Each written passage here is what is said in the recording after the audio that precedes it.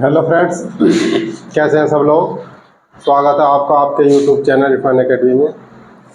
आज हम जो बात करना आए हैं आपसे वो बात करते हैं हम यूपी बोर्ड की केमिस्ट्री की, कि इसके अंदर क्या क्या सब्जेक्ट, कितना कितना सिलेबस आना है, कितना कितना नहीं आना है। ठीक है, तो हमारा जो बैच चल रहा है ऑफलाइन भी बैच चल रहा है हमारा।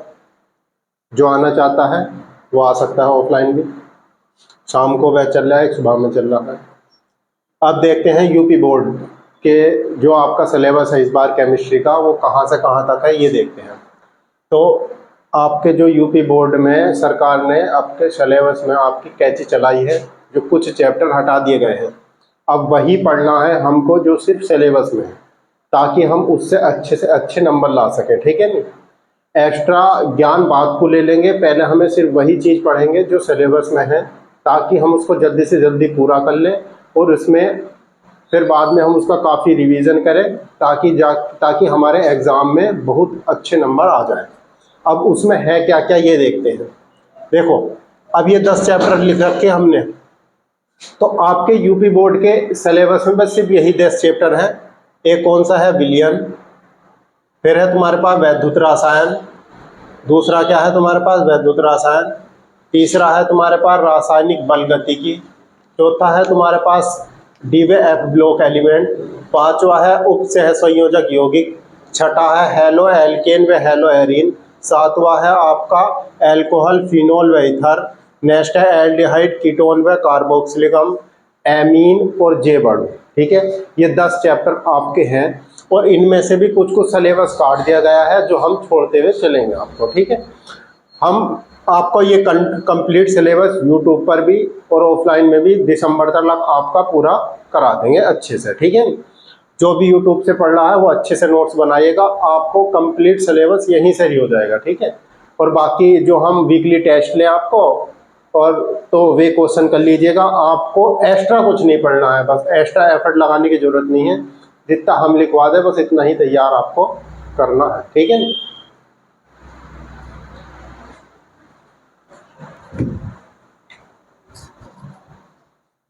और जब आपको जितना हम पढ़ा दें उतना ही तैयार करना है, तो इससे एक्स्ट्रा कुछ नहीं पढ़ना है।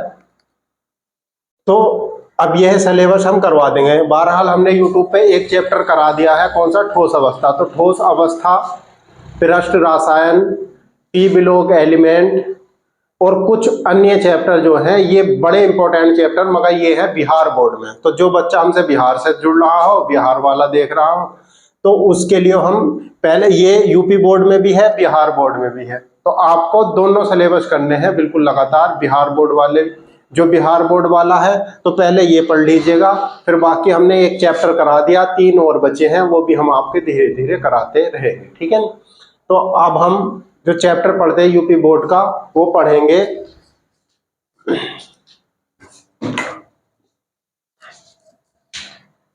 अब हम जो चैप्टर पढ़ेंगे यूपी बोर्ड वालों में से, वो पढ़ेंगे विलयन। ठीक है, तो विलयन चैप्टर के बारे में हम जिक्र करते हैं।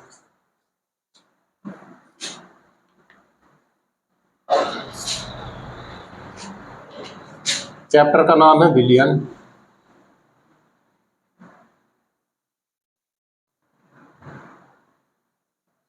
अब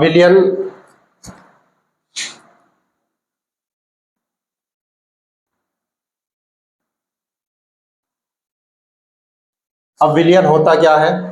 देखो, 2 या 2 से अधिक पदार्थों के समांगी मिश्रण को क्या कहा जाता है, विलयन कहा जाता है। जैसे कि हमने पानी लिया, यदि हम एक बीकर ले लेते हैं, ये बीकर है, और बीकर के अंदर हमने क्या भरा, कुछ मात्रा में जल ले लिया, और इसके अंदर हमने चीनी डाल दी, दाने दाने के रूप में क्या भर दी हमने, चीनी डाल दी इसमें। तो इसमें क्या है, H2O मतलब वाटर है, ये क्या है, चीनी है। यदि हम इसको डिजोल्व कर देंगे तो क्लियर हो जाएगी और ये घुल जाएगी। तो ऐसा विलयन क्या कहलाता है तुम्हारे पास, ऐसा मिश्रण क्या कहलाता है, विलयन कहलाता है। तो दोबारा देखिएगा, 2 या 2 से अधिक पदार्थों के समांगी मिश्रण को क्या कहते हैं, हम विलयन कहते हैं। यदि विलयन में 2 घटक हो तो द्विअंगी विलयन, 3 घटक हो त्रिअंगी विलयन, और 4 घटक हो तो चतुर्अंगी विलयन। मगर आपसे क्वेश्चन पूछा जाएगा कि विलयन में कम से कम कितने घटक होते हैं, तो 2 घटक होते हैं, विलय तथा विलायक। ठीक है। और अगर ये जल है, बीकर लिया हमने, बीकर के अंदर जल भरा, तो जल क्या है, विलायक। और जो घोला गया पदार्थ, चीनी लिया या नमक लिया, वो क्या हो गया तुम्हारे पास, विलय पदार्थ। ठीक है। और विलयन के अंदर, विलयन किस चीज से मिलकर बनता है, कम से कम विलय तथा विलायक से, मतलब 2 घटक होते हैं। अब उसमें विलय तथा विलायक, हमेशा ये बात ध्यान रखेंगे, विलय की मात्रा कम तथा विलायक की मात्रा अधिक लेते हैं, तभी विलयन बनता है। सपोज करो हमने 1 लीटर पानी लिया, 1 लीटर पानी हमने बीकर में लिया, और उसके अंदर हमने 2 चम्मच या कुछ, या सपोज करो 50 ग्राम हमने चीनी डाल दी, तो जल्दी भी डिजोल्व हो जाएगी या पूर्ण रूप से डिजोल्व हो जाएगी। ठीक है। तो इससे क्या पता चलता है कि विलय की मात्रा कम लेनी है और विलायक की मात्रा ज्यादा लेनी है। सपोज करो हमने 100 ml पानी लिया और ½ किलो चीनी डाल दी, तो उससे क्या होगा, वो सही करके डिजोल्व नहीं होगा। तो इससे यही पता चलता है कि विलय की मात्रा कम ली जाती है और विलायक की मात्रा ज्यादा ली जाती है। ठीक है। मगर ये एनसीईआरटी में ये बात, मतलब पूर्ण रूप से ये बात सत्य नहीं है, क्योंकि एनसीईआरटी में एक क्वेश्चन ये भी है कि 50 ग्राम मैथिल एल्कोहल को 10 ml जल में घोला गया, तो इसका मतलब विलय की मात्रा ज्यादा हो गई। तो ये बात ध्यान रख लेंगे, हमेशा नहीं होते मगर अधिकतर यही बात है। हमें डेफिनेशन में वही लिखना है कि विलय की मात्रा कम और विलायक की मात्रा ज्यादा हो जाती है। ठीक है। अब विलय कौन से पदार्थ होते हैं, तो वे पदार्थ जो विलयन के अंदर अपनी अवस्था चेंज कर देते हैं, भौतिक अवस्था चेंज कर देते हैं। जैसे नमक लिया, नमक सॉलिड है और पानी में डिसोल्व करा, नमक चीनी ली सॉलिड है, पानी में डिसोल्व करी, घुल गई। ठीक है, द्रव में बदल गई। तो जो भी पदार्थ अपनी भौतिक अवस्था चेंज करता है वो विलय पदार्थ, और जो भौतिक अवस्था चेंज नहीं करता है वो विलयन, वो विलायक। जल तो जल ही रहा, लिक्विड था लिक्विड ही रहा, तो उसने अवस्था चेंज नहीं करी, तो ये क्या हो गया तुम्हारे पास, विलायक पदार्थ हो गया। ठीक है। तो बात ध्यान रखेंगे हम, विलयन क्या होता है, विलायक क्या होता है, और विलयन किन किन चीजों से मिलकर बना होता है। ठीक है। तो ये विलयन के अंदर ये बात आपसे पूछी जाती है। अब हम डेफिनेशन लिख देते हैं विलयन की। लिखो 2 या 2 से अधिक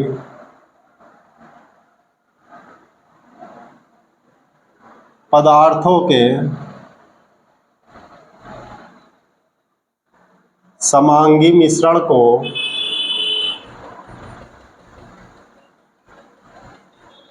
विलयन कहते हैं।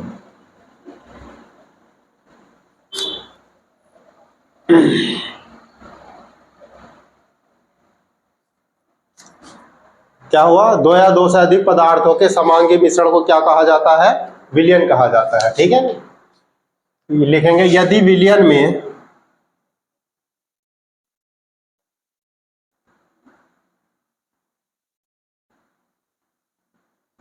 दो घटक हो तो द्विअंगी विलयन तथा 3 घटक हो तो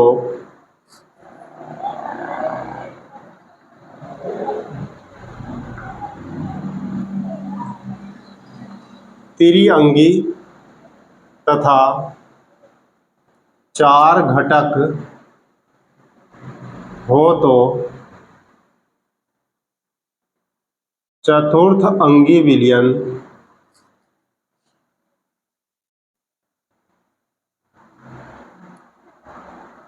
कहलाता है। ठीक है बालको, यदि विलयन में 2 घटक हो तो द्विअंगी, 3 घटक हो तो त्रिअंगी, 4 घटक हो तो चतुरंगी क्या कहलाते हैं, विलयन कहलाते हैं। ठीक है। अब विलयन किस किस चीजों से मिलकर बनता है, क्या होना चाहिए इसमें, एक तो होना चाहिए विलय, फिर प्लस में क्या होना चाहिए, विलायक, तब मिलकर क्या बनता है तुम्हारे पास, विलयन। ओके। विलय की मात्रा कितनी लेंगे हम, विलय की मात्रा हो गई कम,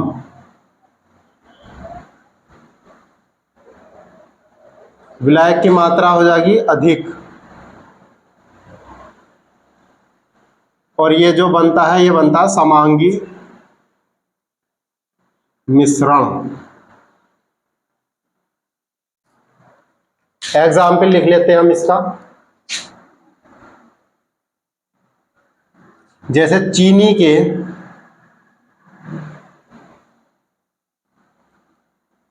शरबत के विलयन में, अच्छा शरबत में क्या चीज घोली जाती है? चीनी। चीनी के शरबत के विलयन में चीनी जो घोली जाती है वो क्या हो जाएगी? विलय पदार्थ। चीनी विलय पदार्थ, पानी विलायक,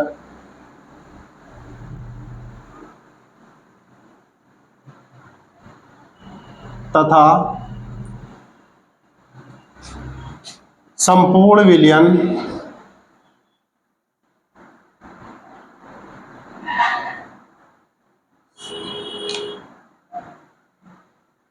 तथा समांगी मिश्रण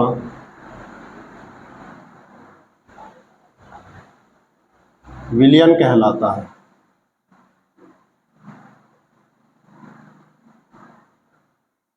नोट करके एक लाइन लिखेंगे।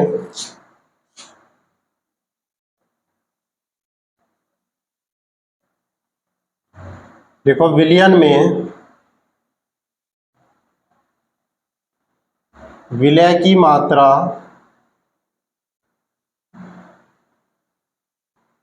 कम तथा विलायक की मात्रा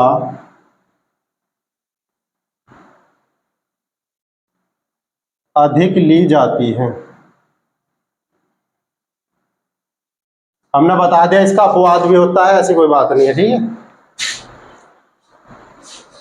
अब आप इसको उतार लीजिएगा। अब विलय के बारे में एनसीईआरटी में एक बात और कही गई है कि विलयन वह पदार्थ जो विलयन के अंदर अपनी अवस्था चेंज कर लेता है विलय पदार्थ कहलाता है, तथा जो विलयन के अंदर अपनी अवस्था चेंज नहीं करता विलायक कहलाता है, ठीक है। साफ कर देते हैं हम।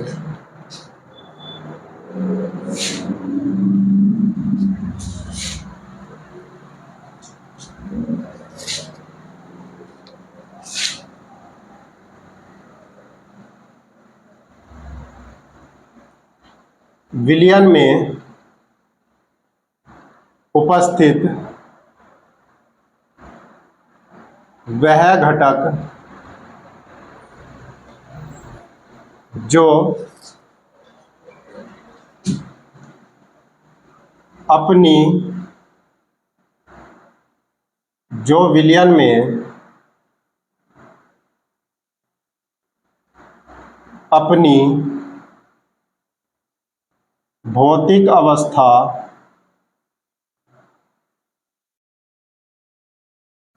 बदल लेता है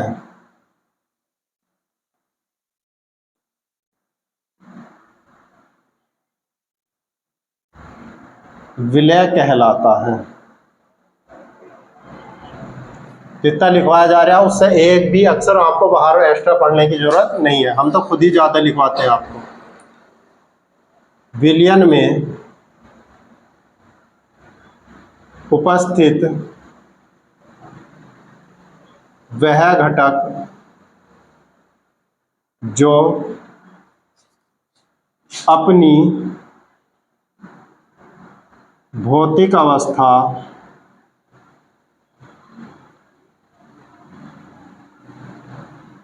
नहीं बदलता है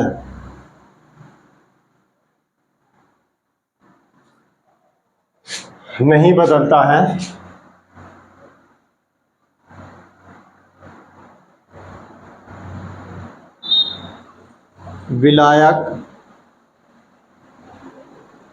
कहलाता है। ओके बच्चे, छापिएगा इसको बहुत अच्छी तरीके से।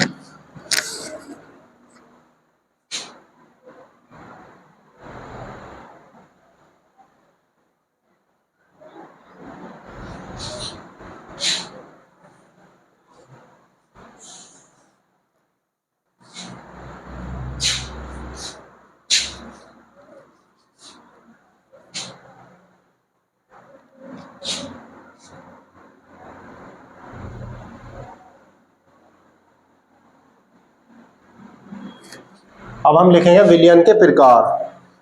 और विलयन के प्रकार किसकी? विलय पदार्थ की मात्रा के आधार पर।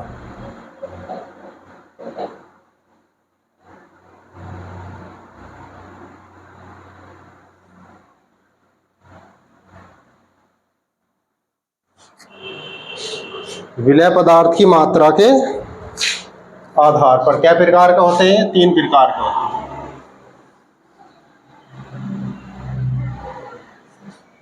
एक होता है तुम्हारे पास संतृप्त विलयन,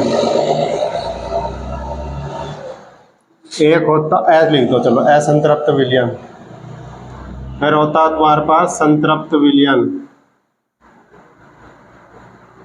फिर होता है तुम्हारे पास अति संतृप्त विलयन।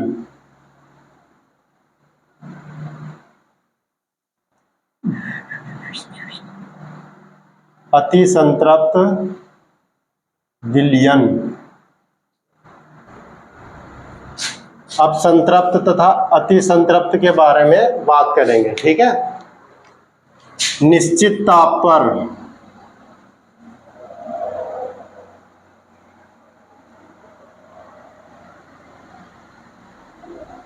वह विलयन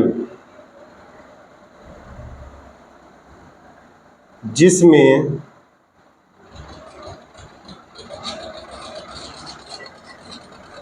विलय पदार्थ की और अधिक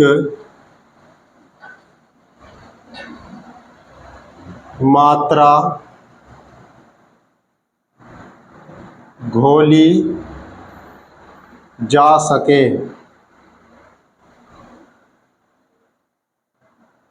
असंतृप्त विलयन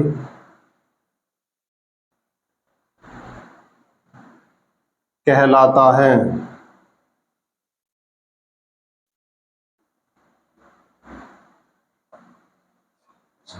निश्चित ताप पर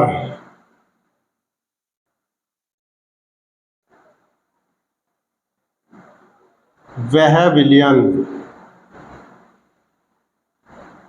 जिसमें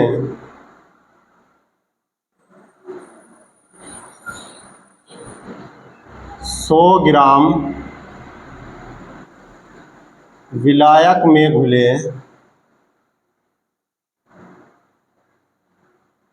विलय पदार्थ की निश्चित मात्रा हो,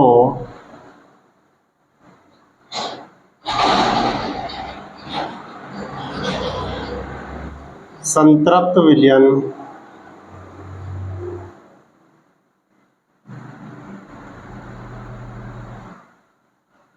कहलाता है, ठीक है।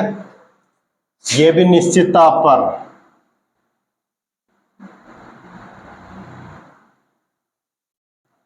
सौ ग्राम विलायक में घुले विलय पदार्थ की और अधिक मात्रा घुली हो,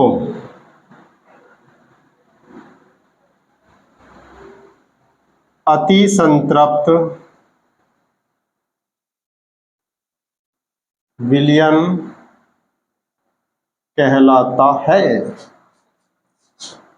अब आपको कुछ ये बात समझ में भी आई होगी या नहीं होगी ये देखा, मगर अब समझ में आ गई जब हम समझाएंगे।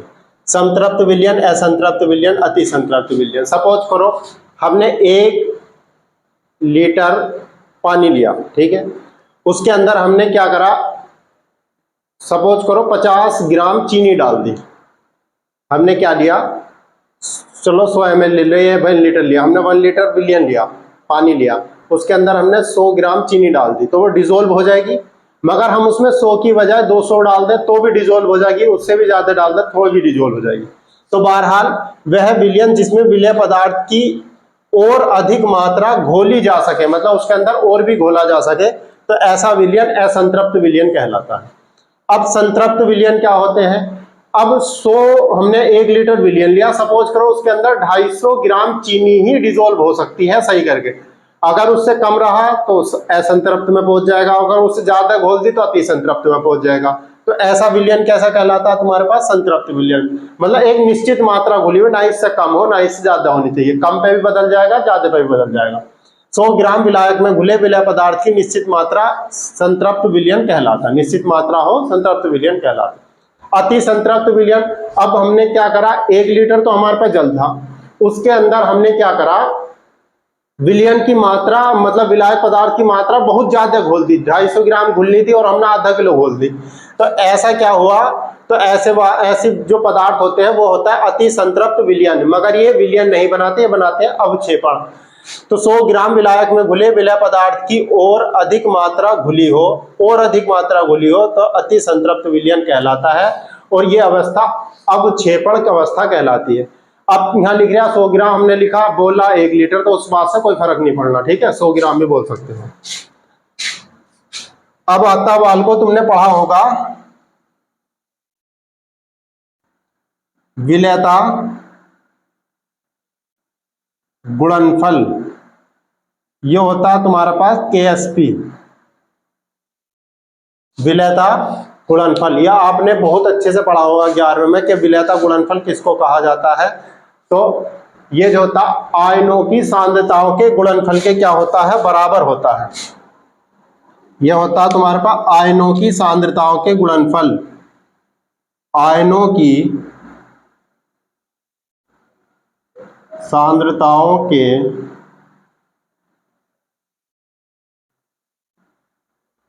गुणनफल के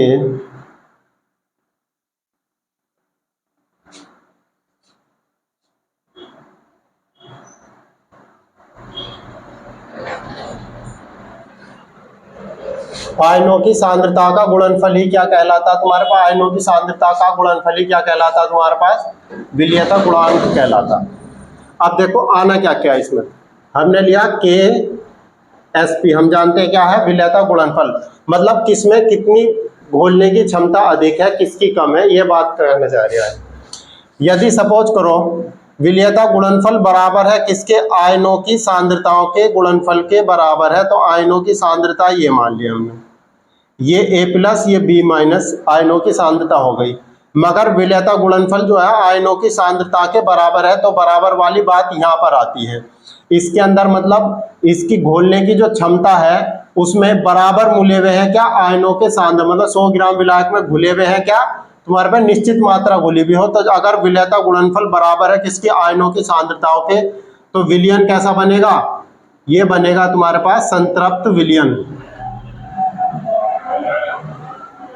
यदि सपोज करते हैं हम KSP बराबर किसके हैं, A+, B-, मतलब आयनों की सांद्रताओं के से बड़ा है, विलेयता गुणनफल किसका, आयनों की सांद्रताओं से बड़ा है, मतलब आयनों की सांद्रता कम है, विलेयता गुणनफल बड़ा है, तो इसका मतलब आयनों की सांद्रता घोला गया पदार्थ कम है और विलेयता और भी अधिक है, मतलब इसके अंदर और भी अधिक घोला जा सकता है, ठीक है। तो ऐसा विलयन क्या कहलाता है तुम्हारे पास, असंतृप्त विलयन।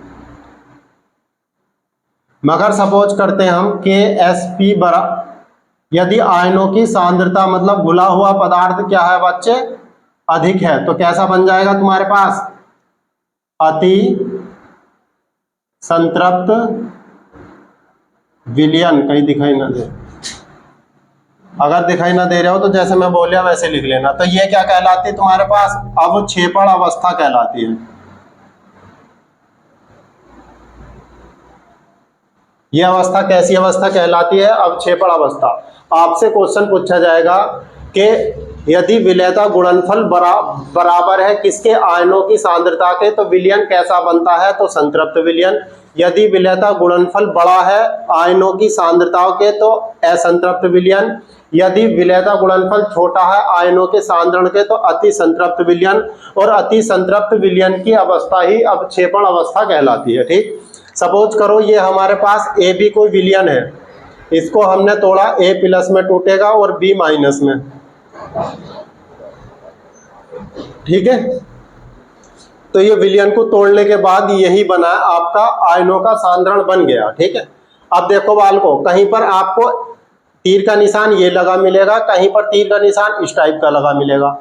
तो हमको तो पता है, हम इसको कल को वीडियो में आपसे पूछेंगे भी, कमेंट करके बताइएगा ये किस अभिक्रिया का चिन्ह है, ये किस अभिक्रिया का चिन्ह है।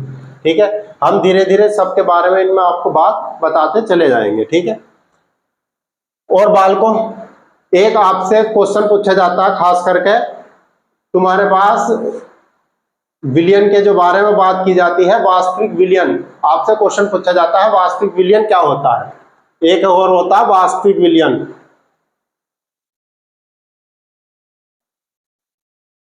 अच्छे से मैं इसको कल को लिखवा दूंगा, मगर वास्तविक विलयन होता क्या है, ये क्वेश्चन पूछा जाता। वह विलयन जिसमें विलय पदार्थ के कणों के जो आकार होता है वो 1 नैनोमीटर के बराबर होता है। वह विलयन जिसमें विलय पदार्थ के कणों का आकार 1 नैनोमीटर होता है, कैसा विलयन कहलाता है, वास्तविक विलयन कहलाता है। मगर 1 नैनोमीटर कहीं कहीं ऐसा भी लिखा मिलता है आपको 10⁻⁻9 मीटर, ये भी मिल सकते हैं उसके अवयवी कण, और या 10⁻⁻7 मीटर भी मिल सकता है, सॉरी सेंटीमीटर, क्योंकि जब हम इसे 100 से मल्टीप्लाई कर देंगे तो 10⁻⁻100 -7 सेंटीमीटर। तो आपसे क्वेश्चन पूछा जाएगा वास्तविक विलयन का जो है तुम्हारे पास, वास्तविक विलयन के कणों का आकार कितना होता है, 1 नैनोमीटर या 10⁻⁻9 मीटर या 10⁻⁻7 सेंटीमीटर। तो इसमें से पूरे में से आपसे क्वेश्चन क्या बनेगा, आपसे क्वेश्चन पूछा जाएगा विलयन किसे कहते हैं, उदाहरण द्वारा समझाएं। तो आप बता देना 2 या 2 से अधिक पदार्थों के समांगी मिश्रण को विलयन कहते हैं, और उसका एक एग्जाम्पल दे देना, आपका यहाँ से क्वेश्चन पूरा हो जाता है। ठीक है, मगर इसमें पॉइंट टू पॉइंट छोटे छोटे सवाल पूछे जाते हैं। विलेयता गुणनफल से आपसे क्वेश्चन बनता है कि विलेयता गुणनफल, यदि विलेयता गुणन, क्योंकि ऑब्जेक्टिव में मिलेंगे यहीं से डीपली क्वेश्चन पूछा जाएगा, यदि विलेयता गुणनफल बराबर है किसके, आयनों के सांद्रता के, तो विलयन कैसा है। यदि विलेयता गुणनफल बड़ा है आयनों के सांद्रण के, तो विलयन कैसा है।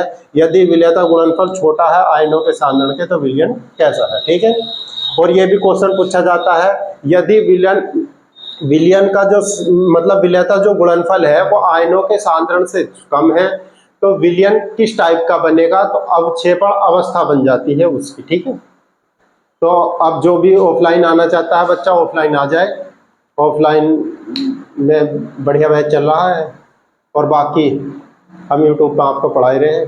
वीडियो अगर अच्छी लग रही हो तो इसको लाइक कीजिएगा और शेयर कीजिएगा।